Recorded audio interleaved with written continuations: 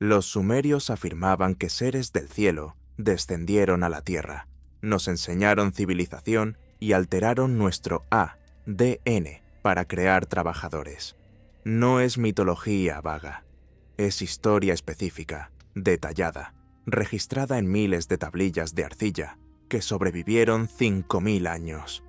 10 de sus afirmaciones sobre los Anunnaki permanecen sin confirmar, imposibles de probar, imposibles de ignorar. Y cuanto más las examinas, más inquietante se vuelve el silencio. Comencemos con lo que sabemos con certeza. Las tablillas existen. No son falsificaciones modernas ni invenciones del siglo XIX. Son artefactos arqueológicos verificables, excavados de las ruinas de Uruk, Nippur y Eridu. Miles de ellas, catalogadas en museos, traducidas por lingüistas que dedicaron décadas a descifrar el cuneiforme. Y en esas tablillas, los sumerios no hablan de los Anunnaki como dioses distantes y vagos. Los describen como seres físicos que caminaban entre los humanos, que tenían jerarquías, conflictos y agendas. La primera afirmación misteriosa es la más perturbadora. Los sumerios dijeron que los Anunnaki vinieron a la Tierra para extraer oro, no para adornar templos ni para comerciar. Lo necesitaban, lo minaban. Y cuando el trabajo se volvió demasiado arduo, crearon humanos como fuerza laboral. Esto no es interpretación moderna. Está escrito explícitamente en el Atrahasis, un texto babilónico basado en fuentes sumerias anteriores. Los dioses jóvenes se rebelan porque están agotados de cavar canales y extraer minerales. Enki propone una solución: crear al Lilu, un trabajador primitivo, mezclando arcilla con la esencia de un dios sacrificado. Pero aquí está el problema. ¿Por qué oro? Los escépticos señalan que las culturas antiguas valoraban el oro por su belleza y rareza. Claro, pero los sumerios no describen el oro como decorativo. Lo describen como funcional, necesario, algo que los Anunnaki necesitaban reponer en su propio mundo. Algunos investigadores sugieren que civilizaciones avanzadas podrían usar oro en tecnología, protección contra la radiación, componentes electrónicos, pero eso es especulación construida sobre especulación. No podemos confirmarlo porque no tenemos ni idea de qué tecnología poseerían seres capaces de viajes interplanetarios, si es que existieron. La segunda afirmación profundiza el misterio. Los textos afirman que los Anunnaki alteraron genéticamente a los homínidos existentes para crear al Homo sapiens moderno. Ninma, la diosa del nacimiento, y Enki realizan experimentos, probando múltiples prototipos antes de lograr un humano funcional. Los primeros intentos fallan. Algunos no pueden reproducirse. Otros tienen deformidades. Eventualmente perfeccionan el diseño. Y aquí está lo extraño. La ciencia moderna confirma que los humanos modernos aparecen repentinamente en el registro fósil hace unos 200.000 años. No hay transición gradual de especies anteriores. Estamos aquí, completamente formados, con cerebros desproporcionadamente grandes para nuestro tamaño corporal, capacidades cognitivas que superan con creces lo necesario para la supervivencia básica. Los antropólogos llaman a esto el gran salto adelante. Ocurre sin explicación clara. De repente, los humanos están creando arte, lenguaje complejo, herramientas sofisticadas. Es como si alguien hubiera actualizado el software. Los genetistas han identificado anomalías en el ADN humano, genes que no parecen haber evolucionado gradualmente, sino que aparecen insertados. El cromosoma 2 humano, por ejemplo, parece ser una fusión de 2 cromosomas de primates. Eso es inusual, pero vincular esto con la intervención Anunnaki requiere un salto que la ciencia no puede hacer. No tenemos muestras de ADN Anunnaki para comparar. No tenemos evidencia física de ingeniería genética antigua. Solo tenemos los textos que describen el proceso con un detalle procedimental que se siente menos como mito y más como documentación. La tercera afirmación involucra el conocimiento astronómico que los sumerios no deberían haber poseído. Sabían que la Tierra era redonda, entendían la precesión, el bamboleo de 26.000 años del eje terrestre. Trazaron constelaciones con precisión que coincide con observaciones modernas, y describieron un sistema solar completo, incluidos planetas no visibles a simple vista, Urano, Neptuno, incluso insinuaron algo más allá. Afirmaban que este conocimiento vino de los Anunnaki, quienes supuestamente viajaron a través del sistema solar y conocían su disposición íntimamente. Pero aquí está el dilema. Los telescopios no existían. Las matemáticas avanzadas, requeridas para calcular órbitas planetarias, estaban milenios en el futuro. Entonces, ¿cómo lo sabían? Los escépticos argumentan que los sumerios hicieron suposiciones afortunadas o que textos posteriores fueron mal interpretados por traductores modernos que proyectaron conocimiento contemporáneo en lenguaje antiguo. Posible, pero incómodo, porque los detalles son demasiado específicos, demasiado precisos para descartarlos como casualidad. La cuarta afirmación trata del origen de los Anunnaki. Los textos sumerios dicen que vinieron de Nibiru, un planeta con una órbita elíptica masiva que lo lleva al sistema solar interior solo una vez cada 3.600 años. Cuando Nibiru se acerca, los Anunnaki pueden viajar a la Tierra. Cuando se aleja, el contacto se rompe. Esto explicaría por qué el conocimiento avanzado aparece repentinamente en la historia humana, persiste durante un tiempo y luego desaparece, perdido hasta que otra civilización lo redescubre siglos después. Aquí está el problema. No hemos encontrado Nibiru. Los astrónomos han buscado, han trazado las órbitas de planetas conocidos, buscando perturbaciones gravitacionales que sugieran un cuerpo masivo no detectado. Nada concluyente. Algunos investigadores proponen que Nibiru podría ser un enano marrón, una estrella fallida demasiado tenue para detectar fácilmente. Otros sugieren que fue destruido hace mucho tiempo, fragmentado en el cinturón de asteroides. Pero sin evidencia física, Nibiru permanece como una afirmación que no podemos confirmar ni refutar definitivamente. La quinta afirmación es quizás la más perturbadora, que los Anunnaki no se fueron. Según algunos textos, se retiraron pero mantuvieron influencia, operando desde las sombras, guiando o manipulando el desarrollo humano a través de intermediarios. Los reyes sumerios afirmaban descender de los Anunnaki, llevando sangre divina que legitimaba su gobierno. Esta idea de linajes de sangre, de ciertas familias que poseen herencia especial, persiste a través de culturas y milenios. ¿Es esto memoria cultural de un evento real? ¿O simplemente la forma en que las élites siempre han justificado el poder? No lo sabemos, pero la consistencia es notable. Desde faraones egipcios hasta emperadores chinos, desde reyes europeos hasta nobleza mesoamericana, las dinastías afirman ascendencia divina. Todos repiten la misma estructura narrativa. En el pasado distante, los dioses caminaron entre nosotros, se mezclaron con los humanos y dejaron descendientes que heredaron autoridad para gobernar. Y eso nos lleva al umbral de algo más profundo, porque estas 5 afirmaciones, oro, ingeniería genética, conocimiento astronómico, Nibiru, linajes persistentes, son solo el comienzo. Las otras 5 son aún más extrañas, más específicas, más difíciles de descartar como simple mitología. Involucran tecnología que los sumerios no deberían haber podido imaginar, estructuras que aún no entendemos completamente y afirmaciones sobre la naturaleza de la realidad misma que resuenan inquietantemente con descubrimientos científicos modernos. Pero antes de llegar allí, necesitamos entender por qué estas afirmaciones importan en absoluto.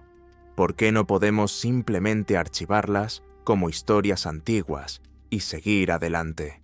La respuesta está en los vacíos, en las cosas que la historia convencional no puede explicar, en los silencios donde deberían estar las respuestas. Porque hay estructuras que no deberían existir, no metafóricamente, literalmente.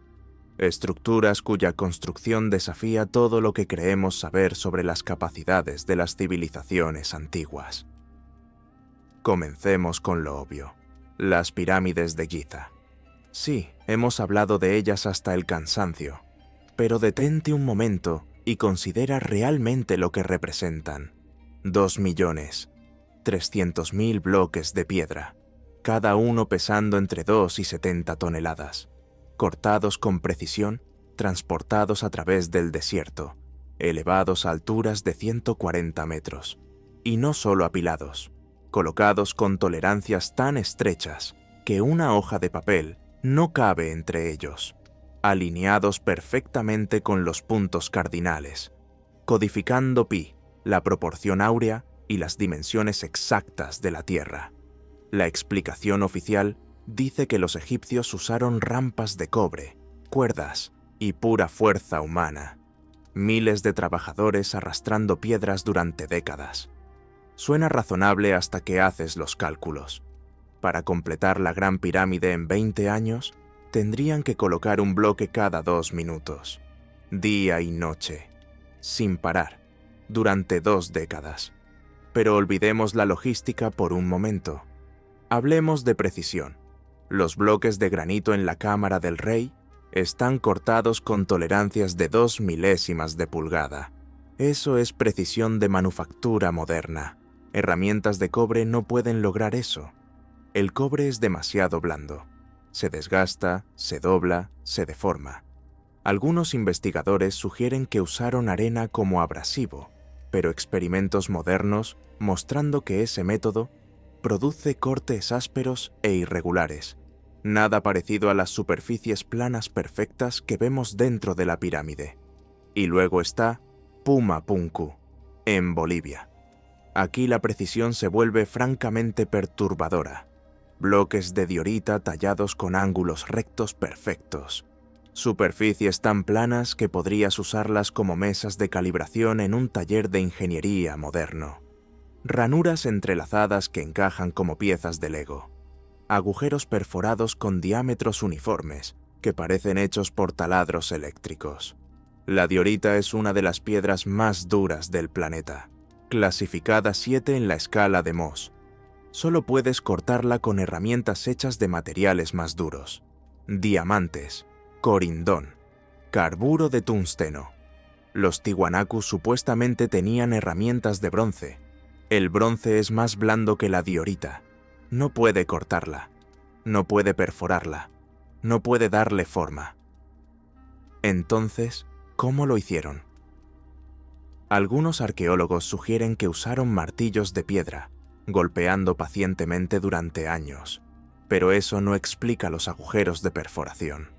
No explica las ranuras de 1 centímetro de ancho talladas con bordes perfectamente paralelos. No explica las superficies que son planas dentro de fracciones de milímetro a lo largo de metros de piedra. Cruza el mundo hacia Baalbek, en Líbano. 3 bloques de piedra caliza, cada uno pesando aproximadamente 800 toneladas, colocados con precisión en los cimientos de un templo romano. Pero los romanos no los pusieron ahí, construyeron sobre ellos. Y en la cantera cercana yace otra piedra, parcialmente cortada, que pesa 1.200 toneladas. La grúa móvil más grande del mundo puede levantar 1.200 toneladas bajo condiciones perfectas. Apenas.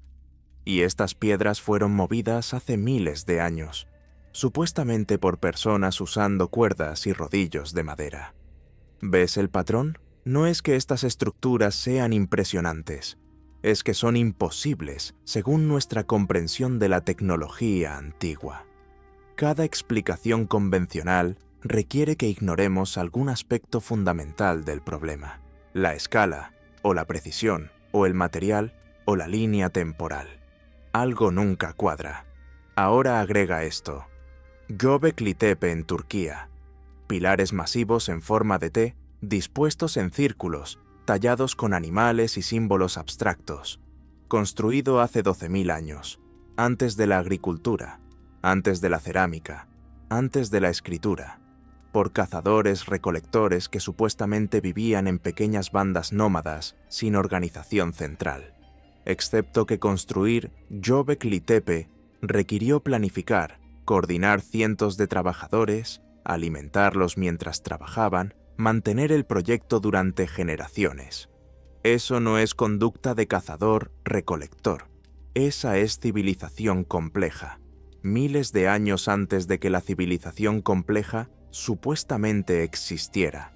La arqueología convencional trata estos sitios como anomalías, excepciones que no encajan limpiamente en el modelo, pero que no lo invalidan completamente.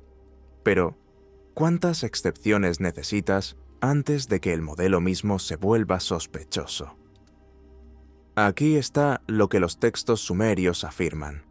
Los Anunnaki no solo enseñaron agricultura y escritura, enseñaron arquitectura, metalurgia, ingeniería. Los mitos describen a Enki estableciendo los cimientos de las ciudades, literalmente, instruyendo a los humanos sobre cómo construir estructuras que perdurarían. Ninhursag enseñando cómo trabajar la piedra y darle forma al paisaje. Utu supervisando la construcción de templos alineados con eventos celestiales. Y hay algo más en los textos que rara vez se menciona. Describen a los Anunnaki usando herramientas que brillan, que cortan piedras sin esfuerzo, que pueden levantar cargas masivas. Herramientas que parecen tener poder propio. La mayoría de las traducciones modernas suavizan este lenguaje, convirtiéndolo en metáfora o simbolismo religioso. Pero, ¿y si no lo era? ¿Y si los sumerios intentaban describir tecnología real usando el único vocabulario que tenían? Algo que brilla podría ser eléctrico. Algo que corta sin esfuerzo podría ser láser o ultrasonido. Algo que levanta cargas pesadas podría ser maquinaria que no sabemos cómo clasificar. Suena a ciencia ficción. Lo sé. Pero considera la alternativa. Aceptar que culturas antiguas movieron piedras de 1000 toneladas con cuerdas, que cortaron diorita con bronce, que lograron precisión de manufactura moderna usando martillos de piedra, que organizaron proyectos de construcción masivos sin lenguaje escrito, sin autoridad central, sin excedente agrícola para sostener trabajadores. ¿Cuál explicación requiere más fe ciega? Las estructuras permanecen, no van a desaparecer. Y cada año, a medida que nuestra propia tecnología avanza, nos volvemos más capaces de apreciar exactamente cuán imposibles son. Los ingenieros modernos que visitan estos sitios no los descartan. Quedan asombrados, perplejos, a veces francamente incrédulos. Y los textos sumerios siguen diciendo lo mismo que siempre han dicho. No lo inventamos. Nos lo enseñaron aquellos que vinieron de arriba. Entonces, ¿quiénes eran exactamente? Los textos no son vagos al respecto. Proporcionan genealogías, jerarquías, responsabilidades específicas. Anu gobierna desde arriba. Enlil controla el viento y las tormentas. Enki supervisa las aguas y el conocimiento. Ninhursag maneja el nacimiento y la fertilidad. Inanna gobierna el amor y la guerra, cada uno con dominio, cada uno con función. No fuerzas abstractas del cosmos, administradores. Los textos los describen viviendo en templos, consumiendo ofrendas, teniendo descendencia con humanos, produciendo híbridos, linajes que se rastreacan a través de generaciones de reyes. La lista de reyes, sumeria, afirma explícitamente que ciertos gobernantes tenían padres divinos, sangre mezclada. Y aquí está lo extraño. Este mismo patrón aparece globalmente. En Egipto, los Neteru, dioses que caminaron en forma física durante Zep-Tepi, el primer tiempo, estableciendo la civilización antes de retirarse. En textos hindúes, los devas, seres celestiales que descienden periódicamente para guiar a la humanidad a través de transiciones entre yugas. En tradiciones mesoamericanas, Quetzalcóatl, la serpiente emplumada que trae escritura, matemáticas, astronomía después de que mundos anteriores son destruidos. En mitos griegos, los titanes, seres primordiales que gobernaron antes que los dioses olímpicos, que enseñaron a la humanidad el fuego, la metalurgia, la agricultura. Prometeo robando conocimiento de los dioses para dárselo a los mortales. El libro de Enoc describe a los vigilantes, ángeles que descienden, se entremezclan con humanos, enseñan conocimiento prohibido, metalurgia, cosméticos, astrología, fabricación de armas, habilidades que aceleran la civilización pero que también corrompen, culturas diferentes, continentes diferentes, milenios separándolos. Pero la misma historia básica se repite. Seres avanzados descienden, interactúan con humanos, enseñan conocimiento que permite la civilización. Luego se van o son expulsados por catástrofe o intervención divina. Si cada cultura inventara esto independientemente, esperaríamos variación salvaje. Algunos serían animales, otros espíritus de la naturaleza, algunos benévolos, otros maliciosos. Pero no, el patrón se mantiene notable, inquietantemente consistente. Figuras antropomórficas con conocimiento avanzado llegan desde arriba o más allá, establecen civilización, luego desaparecen, dejando atrás solo memoria. Los sumerios no afirmaron haberlos inventado. Los llamaron los grandes dioses que decretan destino, los que vinieron antes, y les atribuyeron todo. Cada ciudad tenía un dios patrón Anunnaki, que supuestamente la fundó. Cada templo se construía según especificaciones divinas. Cada ley, cada ritual, cada aspecto de la sociedad sumeria se remontaba a instrucción Anunnaki. No invención humana, transmisión divina. Ahora considera las implicaciones. Si los Anunnaki eran reales, no dioses en el sentido sobrenatural, sino seres físicos con tecnología avanzada, entonces cada texto sumerio se convierte en documento histórico. No mitología, historia. Las descripciones de la creación se vuelven ingeniería genética. Las cuentas de construcción se vuelven transferencia de tecnología. Los conflictos entre dioses se vuelven guerras entre facciones. Las genealogías de reyes híbridos se vuelven experimentos de cría. Y las estructuras imposibles, las pirámides, los megalitos, los templos alineados con estrellas, se vuelven legado físico. Evidencia dejada por personas que poseían capacidades que hemos olvidado. Esto no es teoría alienígena ancestral en el sentido sensacionalista. No requiere naves espaciales ni invasiones extraterrestres. Requiere solo esto: que una civilización humana avanzada existiera antes del diluvio, que poseyeran tecnología que hemos perdido, que cuando llegó la catástrofe, los supervivientes se dispersaron, llevando conocimiento fragmentado a regiones que se convirtieron en Sumeria, Egipto, la India, Mesoamérica, y que esos supervivientes, recordados como dioses por las culturas posteriores que encontraron, enseñaron lo que sabían, reconstruyendo civilización desde ruinas. Esto explicaría todo. ¿Por qué estructuras imposibles aparecen globalmente? ¿Por qué culturas no relacionadas comparten mitos de maestros divinos? ¿Por qué el conocimiento avanzado aparece repentinamente sin desarrollo gradual? ¿Por qué los textos más antiguos hablan de restauración, no invención?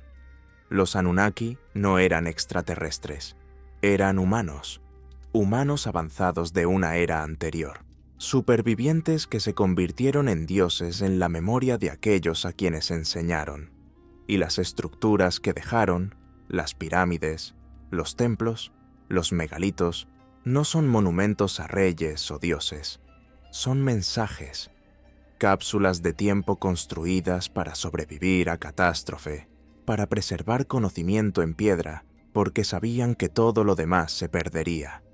Las matemáticas codificadas en la Gran Pirámide, las alineaciones estelares, las proporciones que reflejan la Tierra misma, no son coincidencias, son datos, información preservada en el único lenguaje que trasciende cultura y tiempo, geometría. Los constructores sabían lo que venía, habían visto civilizaciones caer antes, entendían que el conocimiento es frágil, que la catástrofe borra todo, excepto lo que se talla en piedra. Entonces, construyeron monumentos diseñados no para glorificar, sino para comunicar, para transmitir a quien quiera que viniera después, y codificaron su mensaje en matemáticas porque las matemáticas son universales. Pi es pi sin importar qué idioma hables. La proporción áurea permanece constante a través de milenios. Las dimensiones de la Tierra no cambian. Cualquier civilización lo suficientemente avanzada para medir puede leer el mensaje. Estuvimos aquí, sabíamos cosas, y construimos esto para asegurarnos de que no se olvide completamente. Los Anunnaki, entonces, no eran extraterrestres, eran nosotros, una versión anterior de humanidad que alcanzó alturas que hemos olvidado, que enfrentó catástrofe y casi fue borrada, pero que antes del final, antes de que las aguas llegaran o el clima cambiara o lo que sea que destruyera su mundo, construyeron monumentos, dejaron conocimiento, enseñaron a los supervivientes y se desvanecieron en la mitología, convertidos en dioses no porque fueran sobrenaturales, sino porque para aquellos que vinieron después, su conocimiento parecía divino, su tecnología parecía mágica, sus logros parecían imposibles, y así los recordamos como Anunnaki, como Neteru, como Devas, como los que vinieron de arriba.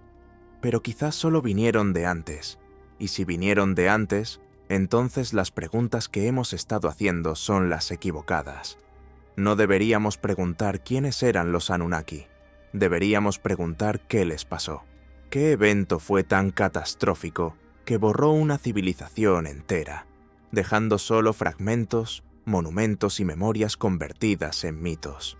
La respuesta puede estar escrita en la geología misma. Hace aproximadamente 12.800 años, algo cambió. Drásticamente. El planeta experimentó lo que los geólogos llaman el Younger Dryas, un periodo de enfriamiento climático repentino y catastrófico que duró más de 1000 años.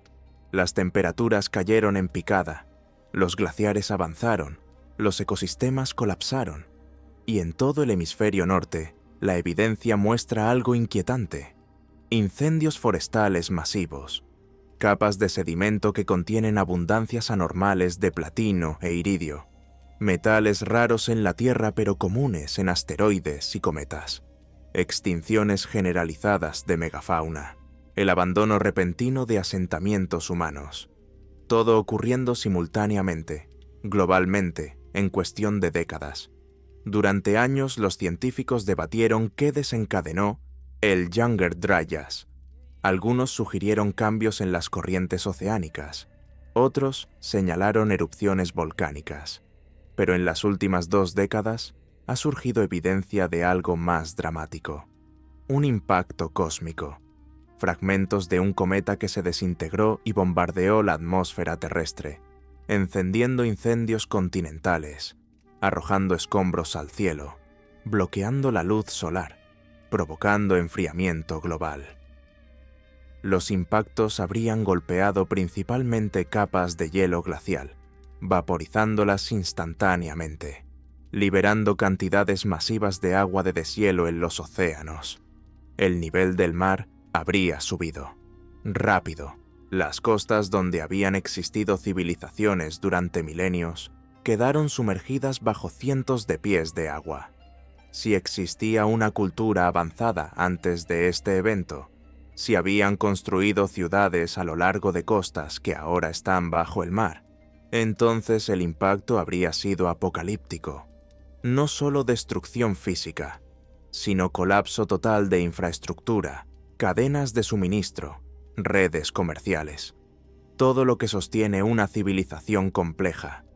Los supervivientes habrían huido tierra adentro, dispersándose hacia regiones menos afectadas, llevando consigo lo que pudieran: conocimiento, herramientas, memoria de lo que había sido.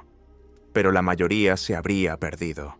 Las ciudades sumergidas, las bibliotecas destruidas, las tecnologías olvidadas.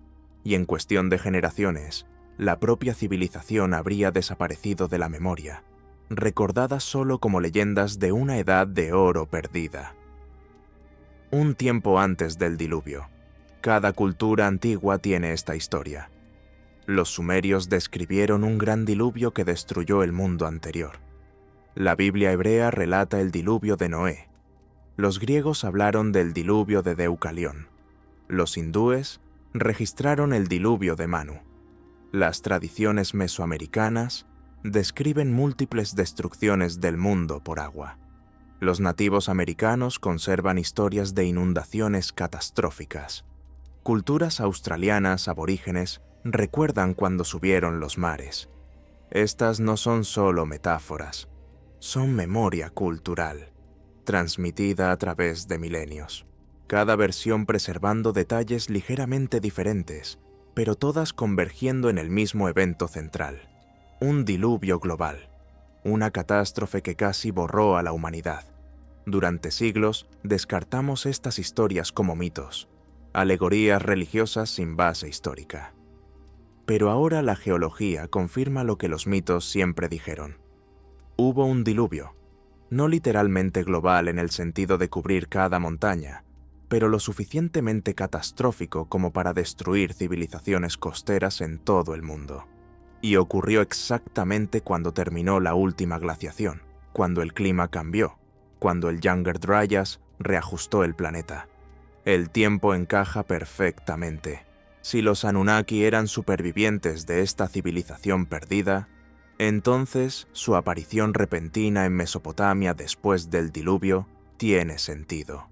No descendieron de los cielos, llegaron de otros lugares, de regiones que habían escapado a la peor destrucción, trayendo conocimiento que las poblaciones locales no poseían, enseñando agricultura, arquitectura, astronomía, matemáticas, no porque fueran dioses, sino porque recordaban cómo habían sido las cosas antes, cuando la civilización era avanzada, cuando el conocimiento fluía libremente. Los textos sumerios describen esto explícitamente. Hablan de los Anunnaki enseñando a la humanidad las artes de la civilización. Cómo cultivar, cómo construir, cómo medir las estrellas, cómo escribir, no como creación mágica, sino como instrucción práctica, como supervivientes compartiendo lo que sabían con poblaciones que habían retrocedido a un estado más primitivo tras la catástrofe. Y esto explicaría por qué la civilización sumeria aparece tan repentinamente. No surgió de la nada. Fue reconstruida, restaurada por personas que recordaban cómo había sido antes del diluvio. Personas que se convirtieron en maestros, en líderes y eventualmente en dioses en la memoria de aquellos a quienes enseñaron. Pero aquí está lo que hace esta interpretación tan inquietante. Si los Anunnaki eran humanos supervivientes de una civilización avanzada, entonces su conocimiento no era divino, era heredado, pasado desde una era anterior, lo que significa que la tecnología que poseían, las matemáticas, la ingeniería, la astronomía, todo esto existió antes, mucho antes de Sumeria, antes de Egipto, antes de cualquier civilización que reconozcamos. Y si eso es cierto, entonces cada estructura imposible, cada monumento que desafía explicación, cada pieza de conocimiento codificado que no debería existir, se convierte en evidencia no de intervención alienígena, sino de amnesia humana, de una historia que hemos olvidado. de capacidades que alguna vez tuvimos y perdimos. Las pirámides no fueron construidas por extraterrestres. Fueron construidas por humanos que sabían más de lo que nosotros sabemos ahora. La Esfinge no fue tallada por dioses. Fue tallada por personas que vivieron cuando el Sahara era verde. Los megalitos globales no requieren explicaciones sobrenaturales. Requieren solo que reconozcamos que la civilización humana es mucho más antigua de lo que nos han enseñado. Que hemos estado aquí, construyendo, aprendiendo, avanzando, durante decenas de miles de años, y que periódicamente la catástrofe nos devuelve a cero. Esto es el ciclo: ascenso, caída, olvido y lenta reconstrucción desde fragmentos. Los Anunnaki no eran dioses, eran memoria, humanos que recordaban lo que el diluvio casi borró. Maestros que codificaron conocimiento en piedra porque sabían que las palabras se desvanecen. Y ahora, parados en las ruinas que dejaron, finalmente empezamos a entender lo que trataban de decirnos. Pero hay una pieza final que cierra el círculo, una que conecta todo: las pirámides, la Esfinge, los textos sumerios, las poblaciones fantasmas, los megalitos globales. Todos apuntan a la misma conclusión aterradora. No estamos en el inicio de la historia humana, estamos en medio de ella, quizá incluso cerca del final de otro ciclo, porque esto es lo que los constructores entendieron y nosotros hemos olvidado. El progreso no es lineal, no es una escalera que sube constantemente hacia mayor conocimiento. Es una ola. Sube, alcanza su cresta y luego se estrella. Y cuando lo hace, borra casi todo. Las ciudades desaparecen bajo arena o agua. Los textos se queman. Las lenguas mueren. Y en cuestión de generaciones, la civilización avanzada se convierte en mito. Los supervivientes se convierten en leyendas. Y las estructuras masivas que dejaron se atribuyen a dioses, porque nadie puede imaginar que humanos comunes las construyeron. Mira a tu alrededor ahora mismo. Vivimos en la era más tecnológicamente avanzada de la historia registrada. Satélites orbitan sobre nosotros. Internet conecta cada rincón del planeta. La información fluye instantáneamente. Dependemos de sistemas tan complejos que pocas personas entienden cómo funcionan realmente. Y sin embargo, esos sistemas son increíblemente frágiles. Un pulso electromagnético podría freírlos en segundos. Un colapso de la red eléctrica podría devolver continentes enteros a la oscuridad. Una erupción volcánica masiva podría enfriar el planeta durante años. Y si eso sucediera, ¿cuánto sobreviviría? ¿Cuánto de nuestro conocimiento permanecería accesible cuando los servidores fallen, cuando las pantallas se oscurezcan, cuando nadie pueda leer los formatos digitales que usamos para almacenar todo? Nuestros libros están en la nube. Nuestras bibliotecas son digitales. Nuestras herramientas requieren electricidad. Si la infraestructura colapsa, perdemos acceso a casi todo lo que sabemos. Y en 100 años, 200 años, los supervivientes mirarían nuestras ruinas, nuestros rascacielos de concreto desmoronándose, nuestras carreteras agrietadas, y se preguntarían cómo lo hicimos. Quizá atribuirían nuestros logros a gigantes o a visitantes de las estrellas, porque la idea de que sus antepasados, luchando por sobrevivir, alguna vez construyeron ciudades brillantes llenas de luces y máquinas voladoras, les parecería imposible. Esto es lo que los constructores de las pirámides trataban de prevenir. Sabían que el olvido es inevitable, que la catástrofe siempre llega. Entonces construyeron en el único medio que sobrevive: piedra, geometría, matemáticas, información codificada tan profundamente en la estructura que permanece legible incluso cuando el contexto desaparece. Las pirámides no fueron hechas para Khufu, fueron hechas para nosotros, para quien viniera después. para la civilización que eventualmente se levantaría de las cenizas y desarrollaría las herramientas para medir, calcular y entender. Y ahora estamos aquí, con láseres y radar y análisis genético, finalmente capaces de leer el mensaje. Pero también estamos en nuestro propio borde. Cambio climático, inestabilidad geopolítica, ecosistemas colapsando, los mismos patrones que precedieron caídas anteriores. Y la pregunta se vuelve urgente. ¿Aprenderemos de lo que dejaron los antiguos? ¿O repetiremos el ciclo? ¿Construiremos algo que perdure más allá de nuestro propio colapso? ¿O desapareceremos como ellos, dejando solo piedras y mitos? Las respuestas están escritas en la arena del desierto, en la piedra caliza erosionada, en los vacíos sellados bajo Giza, esperando a que finalmente hagamos las preguntas correctas. No quién construyó las pirámides, sino por qué las construyeron así. No cuándo se talló la esfinge, sino qué estaba tratando de sobrevivir. No si los egipcios eran avanzados, sino de quién heredaron su conocimiento. La historia que nos contaron es incompleta, cómoda, ordenada, pero la evidencia cuenta algo diferente. Habla de ciclos, de ascenso y caída, de civilizaciones que alcanzaron alturas que apenas podemos imaginar y luego desaparecieron tan completamente que nos convencimos de que nunca existieron, hasta que las piedras mismas testifican lo contrario. El desierto exhala, la noche cae sobre Giza, las estrellas emergen, las mismas que los constructores trazaron con tanta precisión. Y en algún lugar bajo la arena, en cámaras que aún no hemos abierto, en vacíos que el radar apenas detecta, el resto del mensaje espera, no destruido, no olvidado, solo sellado hasta que estemos listos. Quizá ese momento es ahora.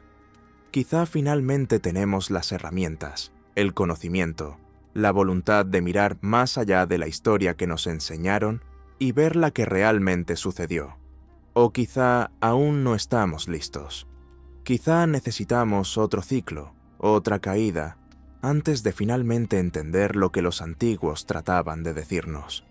Pero las piedras permanecen, pacientes, eternas, esperando al siguiente grupo de humanos que se pare ante ellas y pregunte: ¿cómo?